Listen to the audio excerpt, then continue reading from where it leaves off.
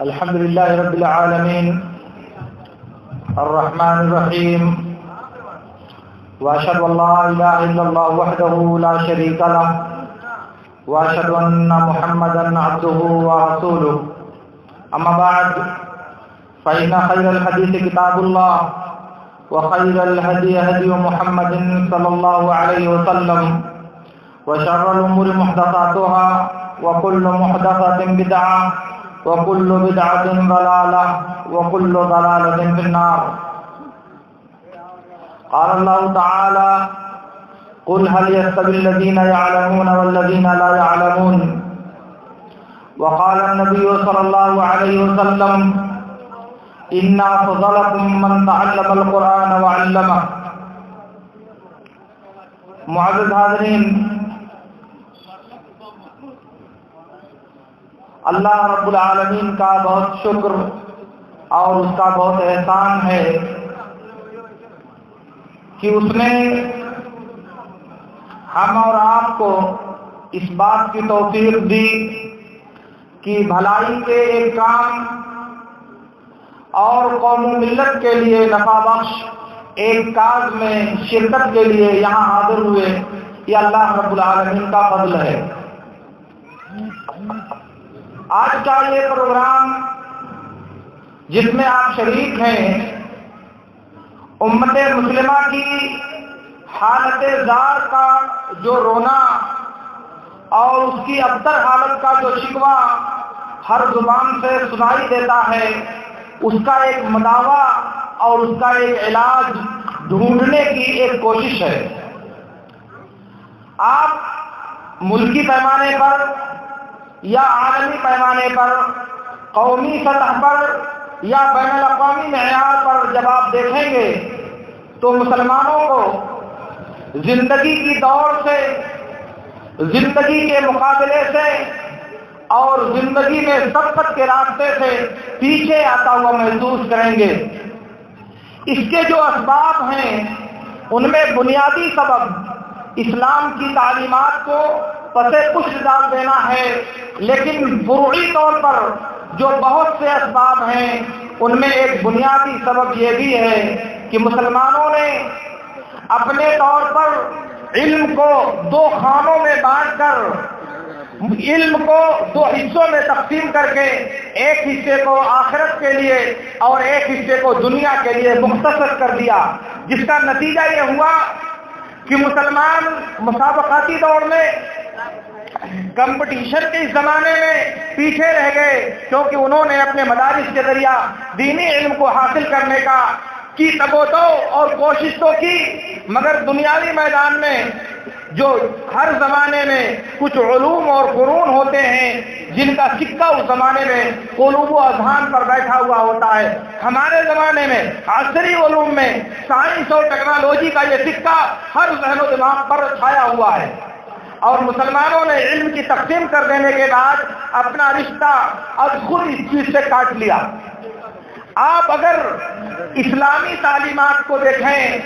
کتاب و سنت کی تعلیمات کو دیکھیں، تو آپ کو تو یہ ملے گا کہ میرے نبی صلی اللہ علیہ وسلم اللہ رب العالمین سے دعا کرتے تھے: اللہم علمنی ما ینفعنی واعوذ بک من علم لا ینفع. اے اللہ، مجھے مفید اور نفع بخش علم دے دے، اور میں تیری پناہ چاہتا ہوں ایسے علم سے جو میرے لیے فائدہ مند نہ ہو. تو علم کی یہ تقسیم تو ہے کہ ایک علم وہ ہوتا ہے جو انسانیت کے لیے کارگر ہوتا ہے، جو انسانیت کے لیے نفع بخش ہوتا ہے، جو انسانیت کے تمدن کو بڑھاوا دینے کا ذریعہ بنتا ہے. اور ایک علم وہ ہوتا ہے جو انسانیت کے لیے مضر ہوتا ہے. ایک علم وہ ہوتا ہے جو انسانیت کے بڑھتے ہوئے قافلے پہ بند لگا دیتا ہے. ایک علم وہ ہوتا ہے جو انسانی عقول کو اپنا غلام بنا کر اسے ترقی کے بارے میں سوچنے سے مایوس اور محروم کر دیتا ہے. جی ہاں، یہ طلسماتی علوم، یہ جادوگری کے علوم اور اس جیسے دوسرے جو علوم ہیں وہ انسانیت کے لیے کبھی بھی مفید نہیں رہے، مگر اس کے علاوہ انسانی سماج کی خدمت کرنے والے، انسانی تمدن کو فروغ دینے والے اور انسانی سوسائٹی کو اوج ثریا پر متمکن کرنے والے یہ علوم کبھی بھی اسلامی شریعت میں شجر ممنوع نہیں سمجھے گئے، اور اسی لیے مسلمانوں نے اپنے دور زوال میں، اپنے دور عروج میں، جب مسلمان اسلامی حکومت عالم اسلام کے بیشتر حصوں میں اسلامی شریعت کے مطابق چل رہی تھی، تب اس زمانے میں اسلامی دانشگاہیں، اسلامی یونیورسٹیاں اسی طرح سے بغیر کسی تقسیم کے دنیا میں موجود تھی، اور علوم و فنون کے جو علوم مسلمان اسلامی شریعت میں حاصل کرتے تھے، وہی جو سماج کے خادم اور سماج کو فائدہ پہنچانے والے جو علوم تھے وہ بھی اسی کے ساتھ حاصل کرتے تھے۔ بہرحال میرے عرض کرنے کا مطلب یہ ہے کہ دین اور دنیا، دنیاوی علوم اور دینی علوم کو دو خانوں میں تقسیم کر دینے کا نتیجہ یہ ہوا کہ سماجی اعتبار سے ہم نے یہ سمجھ لیا کہ یہ دین کے لوگ مولوی اور ملا، ٹوپی اور کرتے والے اور بس، اور دنیا والے ٹائی کوٹ اور پینٹ والے یہ دنیاوی علوم والے ہیں، اور دونوں کے درمیان رابطہ نہیں ہونا چاہیے، دونوں کے درمیان آپس میں تال میل نہیں ہونا چاہیے، اور نتیجہ یہ ہوا کہ یہ دوریاں بڑھتی گئیں اور آپس میں یہ دونوں طبقہ ایک دوسرے سے کٹتا گیا، اور آج ٹوپی اور کرتا کو جس نظر سے دیکھا جاتا ہے، اس کے بارے میں جو تصور قائم کیا جاتا ہے، وہ میں اپنی زبان سے کہنا نہیں چاہتا، آپ اسے مجھ سے بہتر سمجھتے ہیں۔ تو پھر ایسی صورت میں یہ جو نتیجہ آیا ہے، یہ نتیجہ ہماری اپنی غلط فہمی کی پیداوار ہے۔ اللہ کی نازل کردہ شریعت، کتاب اور سنت میں اس تصور کی نہ کوئی گنجائش تھی، نہ ہے، اور نہ آئندہ کبھی پیدا ہوگی۔ یہ تقسیم انسانوں نے کیا ہے، یہ تقسیم ہم نے اپنے طور پر کیا ہے۔ اللہ رب العالمین نے ایسی تقسیم نازل نہیں کی تھی۔ اللہ نے جو تقسیم نازل کی تھی وہ صرف ایک تھی، وہ علم جو انسانوں کے لیے نفع بخش ہو، اور دوسرے وہ علم جو انسانیت کے لیے مضر اور نقصان دہ ہو۔ اس لیے وہ علوم جو انسانوں نے اپنی تجربات کی بنیاد پر، اپنی کت و کاوش کی بنیاد پر دریافت کیے ہیں اور وہ سماج کی خدمت کرتے ہیں، ان پر عمل کرنے والا، جیسے ایک بہترین ڈاکٹر، ایک بہترین انجینئر، ایک بہترین سائنسداں، جیسے ایک دنیاوی سماج کی ضرورت ہے، ویسے ایک اسلامی سماج کی بھی وہ ضرورت ہے۔ ایک مسلمان انسان کو اپنے علاج کے لیے بہترین ماہر ڈاکٹر کی ضرورت ہے، اسے اپنی دنیاوی ضروریات کے لیے ایک بہترین سائنسداں اور ایک بہترین انجینئر کی ضرورت ہے۔ کہاں سے مسلمانوں کی یہ ضرورتیں پوری ہوں گی؟ کون ان کو پورا کرے گا میرے دوستوں؟ کون آئے گا اس میدان میں ملت کی اس کمی کا دعویٰ کرنے کے لیے یا اس کمی کو دور کرنے کے لیے؟ یہ بات سوچنے اور سمجھنے کی ہے اور اس پر غور کرنے کی ہے۔ ہمارے لوگ ہنگامہ کرتے ہیں کہ مدرسے تو بہت چل رہے ہیں، ایک نیا مدرسہ کھولنے کی کیا ضرورت ہے؟ نہیں میرے دوستوں، یہ مدرسے کھولے اس لیے جاتے ہیں کہ ملت کو ان کی ضرورت ہے۔ ان مدرسوں کو وجود اس لیے بخشا جاتا ہے کہ ملت کو، قوم کو اس کی ضرورت ہے۔ اور آپ جان لیجئے کہ یہ دور مسابقات کا، کمپٹیشن کا دور ہے۔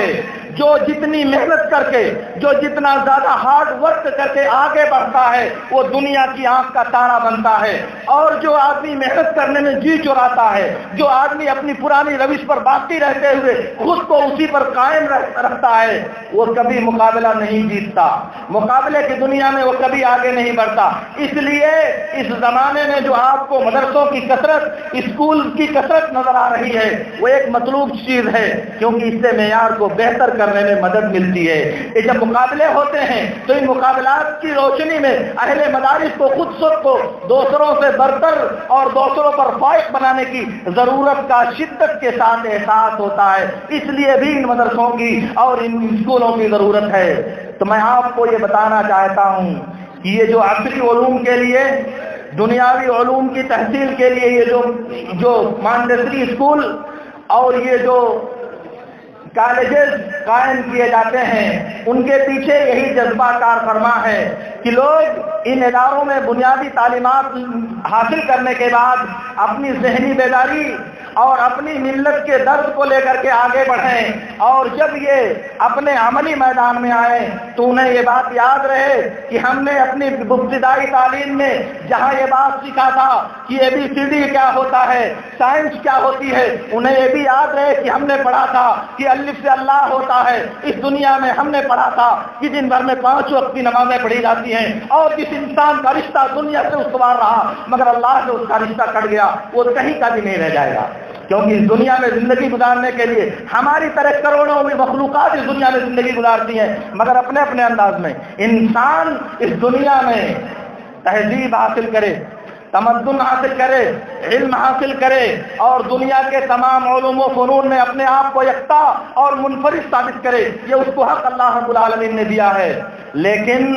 اسے یہ بات کبھی نہیں بھولنی چاہیے کہ جس رب نے ہمیں یہ حق دیا ہے اس رب کا بھی ہمارے اوپر کچھ حق بنتا ہے۔ بڑے ہونے کے بعد، نمایاں ہونے کے بعد، دنیا کے تمام کمپٹیشنوں اور مقابلوں کو میں کامیاب ہونے کے بعد یہ بات کبھی انسان کو نہیں بھولنی چاہیے کہ میں ایک اللہ کا بندہ ہوں۔ جیسے سماج کا میرے اوپر حق ہے، میرے خاندان کے لوگوں کا میرے اوپر حق ہے، میرے گاؤں والوں کا میرے اوپر حق ہے، ایسے ہی اللہ رب العالمین کا بھی اس کے اوپر ایک حق ہے۔ میرے عرض کرنے کا مطلب یہ ہے کہ جب انسان اللہ کے حکم کے مطابق ان عصری علوم میں، ان دنیاوی علوم میں آگے بڑھے گا تو وہ سماج کا ایک بہترین فرد ہوگا، وہ سوسائٹی کا ایک کامیاب انسان ہوگا، اور دنیا میں سارے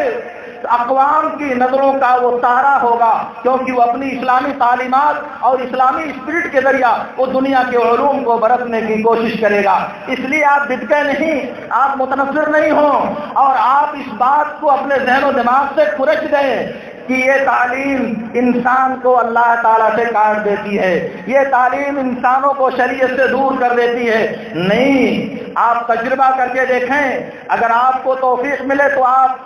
عالم عرب کی اسلامی یونیورسٹیوں کو دیکھیں تو وہاں ہائی اسکول کے برابر جو تعلیم دی جاتی ہے وہ مکمل عصری اور دینی دونوں تعلیم کا مجموعہ ہے۔ کہیں یہ تعلیم عربی زبان میں تو کہیں یہ تعلیم اردو زبان میں اور کہیں یہ تعلیم انگریزی زبان میں ہوتی ہے، لیکن دونوں ساتھ میں ہے ہائی اسکول کے برابر۔ اور اس کے بعد جب تخصص اور اسپیشلائزیشن کا زمانہ شروع ہوتا ہے پھر اس کے بعد انسان کو اختیار ہے کہ جو راستہ اسے اختیار کرنا ہو اور جو منزل اسے متعین کرنی ہو اس کے اعتبار سے اپنا تخصص اور اپنا اسپیشلسٹ کا فن اختیار کرے، یہ اس کو حق حاصل ہے۔ لیکن ابتدائی طور پر انسانوں کو سماج کی جو ضروریات ہیں ان ضروریات سے وابستہ کرنے کی کوشش کرنا،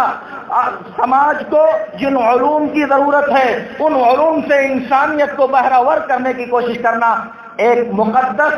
اور لائق مبارکباد کوشش ہے۔ اس لیے اس کوشش کا استقبال کیا جانا چاہیے، اس کوشش کو مرحبا کہنا چاہیے، اور اسے کامیاب کرنے کے لیے اللہ رب العالمین نے اگر آپ کو وسائل دیے ہیں تو ان وسائل کو بھی خرچ کرنے کی کوشش کرنی چاہیے۔ میرے دوستو، میں آپ سے عرض یہ کرنا چاہ رہا ہوں کہ تعلیم و تعلم کا مسئلہ، پڑھنے اور پڑھانے کا مسئلہ جب پیش آتا ہے اور اپنی قوم کے حالات اور ان کے سماجی اسٹیٹس پر غور کیا جاتا ہے تو بات بہت مشکل معلوم ہوتی ہے۔ آپ کو جو دنیا کے ماہرین، تعلیمی ماہرین، اقتصادی ماہرین، سیاسی ماہرین، ان کی جو رپورٹیں آپ کے بارے میں آ رہی ہیں ان میں سب سے نمایاں رپورٹ یہ سچر کمیٹی کی رپورٹ ہے۔ اس نے آپ کو کیا بتایا ہے؟ آپ کے بارے میں اس نے کیا رائے دیا ہے؟ ابھی آپ نے سنا کہ سچر کمیٹی کی رپورٹ کے مطابق مسلمان پچھلی قوموں سے بھی پچھڑے ہوئے ہیں ہر میدان میں۔ ان میں سب سے نمایاں میدان مسلمانوں کے لیے تعلیم کا میدان ہے۔ اس لیے میرے دوستو، اس میں ہمارے ذمہ داروں کو،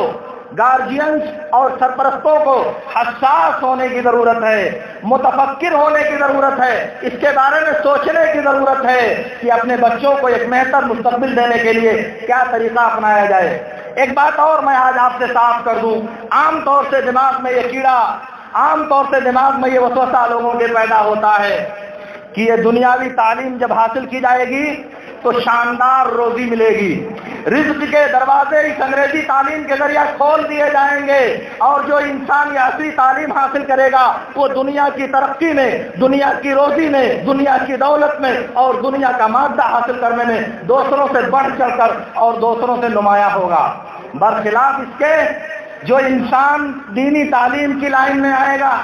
مولوی اور شریعت کا علم حاصل کرے گا وہ مفلس، قلاش اور روزی کی دوڑ میں سب سے پیچھے رہ جائے گا۔ یہ عام طور سے دماغ میں تصور پایا جاتا ہے، لوگ اس کو سوچتے ہیں، لوگ اس پر بحث کرتے ہیں، اور اپنے بچوں کو جب تعلیم کے لیے دینا ہوتا ہے تو اسی تصور کے مطابق وہ فیصلہ کرتے ہیں کہ یہ جائے گا دینی علم حاصل کرنے تو اپنے بچوں کی پرورش نہیں کر سکتا، اس کے پاس اتنے ذرائع آمدنی نہیں ہوں گے کہ وہ اپنے گھر والوں کی کفالت کر سکے۔ لیکن یہ بات اگر دوسری قومیں کہتی، دوسرے مذہب کے ماننے والے کہتے تو کچھ گنجائش شاید ان کے دھرم میں ہوتی، مگر ایک مسلم قوم، ایک مسلمان فرد جو اللہ رب العالمین کی قدرت اور اس کی تقدیر پر ایمان رکھتا ہو، جو اس بات کو مانتا ہو کہ اللہ رب العالمین نے آسمان اور زمین کو پیدا کرنے سے 50,000 سال پہلے انسانوں کا مقدر لکھ دیا تھا، اللہ رب العالمین انسانوں کے پیدا کرنے سے پہلے یہ لکھ کر کے بھیجتا ہے کہ اس دنیا میں تمہیں کتنا ذرہ ملنا ہے، کتنی روزی تمہیں حاصل ہونی ہے، کتنی دولت تمہیں ملنے والی ہے، یہ اللہ رب العالمین پیدا کرنے سے پہلے لکھ کر کے ہم کو بھیجتا ہے۔ دنیا کی کوئی طاقت اور پوری دنیا کی طاقت اگر مل جائے اور یہ چاہے کہ اللہ کی لکھی ہوئی روزی میں ایک ذرے کا اضافہ ہو جائے تو کیا ممکن ہے میرے دوستو؟ پوری دنیا کے انسان ہمارے دشمن بن جائے اور چاہے کہ اللہ کی لکھی ہوئی ہماری روزی میں ایک ذرہ کم کر دیں؟ ہے کسی کے پاس طاقت کم کرنے کی؟ پھر روزی کے حصول کے لیے علم کی یہ تقسیم آخر آپ کس خانے میں رکھتے ہو؟ سن لیں میرے دوستو، میرے نبی صلی اللہ علیہ وسلم نے کہا تھا وَاعْلَمُوا إِنَّكُمْ لَن تَمُوتُوا حَتَّى تُوَفَّوْا رِزْقَكُمْ، اور کہا وَاعْلَمُوا إِنَّ الرِّزْقَ يَطْلُبُ أَحَدَكُمْ كَمَا يَطْلُبُ أَحَدَكُمْ مَوْتُهُ، کہا سن لو، جب تک تم اپنی روزی مکمل نہیں پا سکتے تب تک تمہیں موت نہیں آ سکتی، اور یاد رکھو جیسے موت تمہارا پیچھا کرتی ہے، موت تمہاری جستجو کرتی ہوئی تنگ گھاٹیوں میں پہنچ جاتی ہے، ایسے روزی بھی تمہارا پیچھا کرتی ہے، وہ بھی تمہاری جستجو کرتی ہے، اور جب اللہ تعالیٰ جس کے مقدر میں جو لکھا ہے اس کو مل کر کے رہے گا۔ تو تعلیم یہ روزی حاصل کرنے کا ذریعہ نہیں ہے، اسی لیے P H D holder doctor اور ایم اے اور B A B S C اور ایم ایس سی کرنے والے ہزاروں نوجوان، سینکڑوں کی بات میں نہیں کرتا، ہزاروں نوجوان آپ کو ملیں گے جو لقمہ تر کو ترس رہے ہیں، جو نان شبینہ کے محتاج ہو کر فٹ پاتھوں پر زندگی گزارنے پر نہ صرف مجبور ہیں بلکہ وہ خودکشی بھی کرنے پر مجبور ہیں۔ خودکشی کی جو بین الاقوامی رپورٹ آئی ہے آپ اسے دیکھ لیں تو آپ کو حیرت ہوگی، مسلمانوں میں سے 1% خودکشی کرنے والا انسان نہیں، مگر دوسرے لوگوں میں بہت زیادہ ہیں، کیونکہ اللہ کی تقدیر پر ان کا ایمان نہیں ہوتا۔ تو میں عرض کرنا چاہتا ہوں میرے دوستو، تعلیم زندگی گزارنے کا ہنر سکھاتا ہے، تعلیم معیشت کو برتنے کا طریقہ سکھاتی ہے، تعلیم سے انسان کے ذہن میں، اس کی فکر میں، اس کی سوچ میں بلندی پیدا ہوتی ہے، تعلیم کے ذریعہ بہتر سماج کی تشکیل کا انداز انسانوں کو سکھایا جاتا ہے، تعلیم کے ذریعہ انسان کو انسان بنایا جاتا ہے، انسانیت کا درس دیا جاتا ہے، مانوتا سکھائی جاتی ہے، اخلاق سکھایا جاتا ہے، سیرت بنانے کا ڈھنگ سکھایا جاتا ہے، کردار کے سانچنے میں ڈھالنے کا ہنر بتایا جاتا ہے۔ یہ ہے علم حاصل کرنے کا مقصد، یہ ہے تعلیم پانے کا مقصد۔ اس لیے میرے دوستو، اسی مقصد کے تحت اور اسی نظریے کے تحت ہمیں اور آپ کو علم حاصل کرنے کی کوشش کرنی چاہیے۔ اس لیے یہ علم اگر آپ اسے روزی کا ذریعہ سمجھتے ہیں، اگر آپ اسے روزی کا سبب گردانتے ہیں تو آپ سن لیں، بہت بڑی بڑی ڈگریوں والے انسان، بڑے بڑے دنیاوی علوم کے حامل سند یافتہ انسان، میں نے کہا کہ وہ نان شبینہ کو بھی ترستے ہیں، وہ لقمہ تر کے محتاج دکھائی دیتے ہیں اور ایسے کام کرنے پر مجبور ہیں جن کے بارے میں آپ تصور بھی نہیں کر سکتے۔ آپ اپنے کمروں میں بیٹھ کر اپنے گھروں اور بازاروں اور چائے خانوں میں گفتگو کرنے کے درمیان جن کا آپ اندازہ بھی نہیں لگا سکتے، آپ بہت لمبی چوڑی گفتگو کرتے ہو چائے خانوں پہ، آپ بہت سے تبصرے کرتے ہو اپنی مجلسوں میں بیٹھ کر، لیکن میرے دوستو یہ یاد رکھو، اگر آپ نے اپنی نسل کو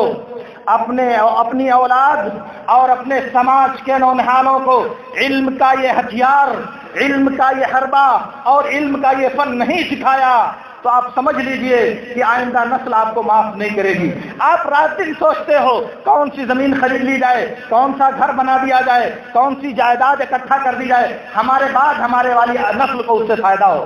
جبکہ آپ دیکھتے ہو اسی دنیا میں بہت سے لوگ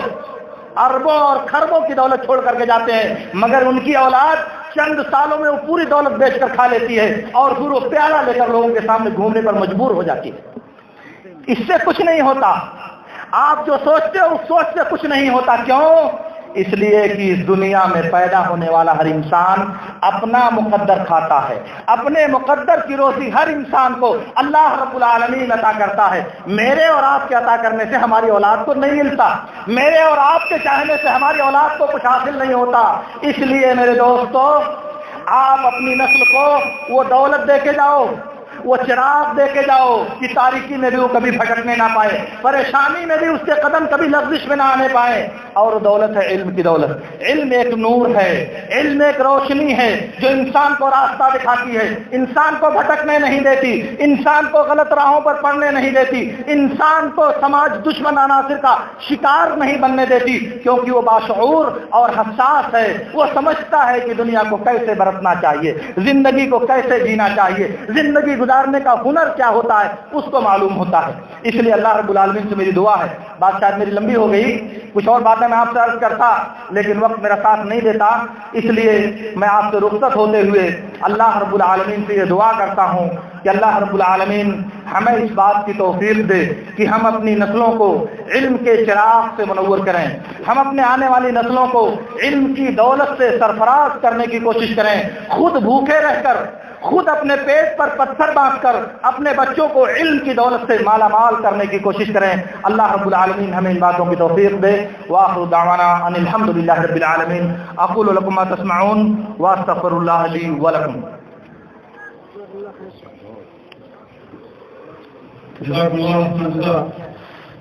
اللہ تبھی آپ علم اور اہمیت اور مقاصد کے سلسلے میں انتہائی اہم خطاب پیش کر رہے تھے۔ انتظامیہ کی جانب سے ایک اعلان ہے، میں دیکھ رہا ہوں کہ اہم پروگرام اور اہم خطاب آپ کے اس علاقے میں ہے اور علاقے کے لوگ زیادہ تر ادھر ادھر مشغول ہیں، انہیں چاہیے کہ اگر ان کو علم سے ہمدردی ہے، ادارے سے ہمدردی ہے تو اس پروگرام کا جو مین دھارا ہے، جو اہم ٹارگیٹ ہے، اسی جانب آپ آئیں اور کرسیاں خالی ہیں، آپ وہاں بیٹھے علمی خطاب کو سنیں۔ آپ اسلام انتظامیہ نے اپنی والی نظری کے نتیجے میں آپ کے لیے کھانے کا بہترین نظم کیا ہے، شاکاہاری اور مانساہاری دونوں کھانے آپ کے لیے مہیا کیے گئے ہیں۔ پروگرام ختم ہوگا انشاءاللہ، اس کے بعد آپ کے لیے کھانے کا نظم ہے اور کھانے سے فراغت کے بعد آپ کے اور بہترین نظم کافی وغیرہ کا بھی ہے۔ اسی کے ساتھ ساتھ میں بتانا چاہوں گا کہ تعلیم اور مطالعے کا